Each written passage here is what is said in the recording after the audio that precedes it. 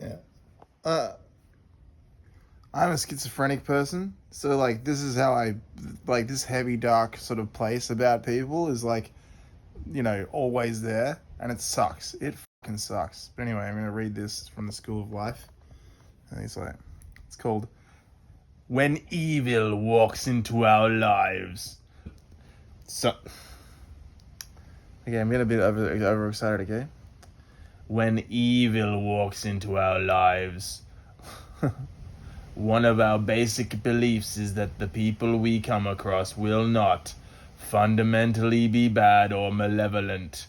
We may expect a little friction here and there, some misunderstandings and the odd bit of egoism, but in essence, we expect people to be good as we are. And on the whole, our optimism serves us very well indeed. It means we can make friends with ease, trust colleagues, create bonds with strangers, defer to figures of authority, and enter with hope into relationships. See, like that's all of those things that I don't have that. All right. The problem is that this very trust, so handy in almost all cases, has the power to lull us, at a very few critical junctures, into extremely consequential forms of blindness and error. Very rarely, but nevertheless very significantly, someone may enter our lives who is seismically dangerous, someone who is deep down extremely unwell and compelled to externalize their sickness by harming others. It may be only every decade. It might be only once in our entire lives, but given the scale of the danger, that is enough. They will enter and, like a virus against which we have no immunity, overrun us and exact an enormous price for our innocence and benevolence. Nothing in our experience will have readied us for what trouble looks like up close. We'll have no clue as to how to defend ourselves against an enemy who beats all of our assumptions about how others might behave. Probably the dangerous person will wear a charming exterior. We underestimate how subtle are the signs of pathology.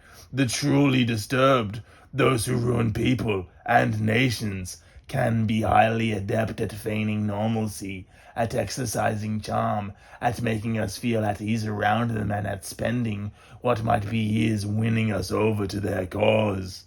A huge degree of trust may have been built up before we have any inkling of what is at play. We have unwittingly given over our lives to what we can for once utterly legitimately think of under the dramatic sounding term sociopath. Still, the bad news may have enormous trouble reaching our deep minds. Surely this cannot be happening. It can't be that we would have married such a person, that this person might be the parent of our child, that we would have signed over most of our worldly belongings to them, that we might have voted them into office or given them unlimited powers over us. Surely this can't be the same person who was, at the start, immensely sweet, and has such an innocent or weak seeming or ebullient manner. Surely, on an ordinary seeming sunny day, evil can be unfolding in front of us. Part of being a responsible adult is to balance two very confusing and dramatically opposing ideas. Almost all the time, in almost all contexts, people will be extremely nice, reasonable, measured, and well intentioned. And then occasionally, very occasionally, someone extremely unhinged will try to ruin everything. In order to wake up in time, we have to carve out a conceptual space. There is such a thing as mental illness. There are sociopaths at large. They cannot be appeased and they can kill us. There is no reason why, despite all the benign times we have gone through, something very sick shouldn't emerge.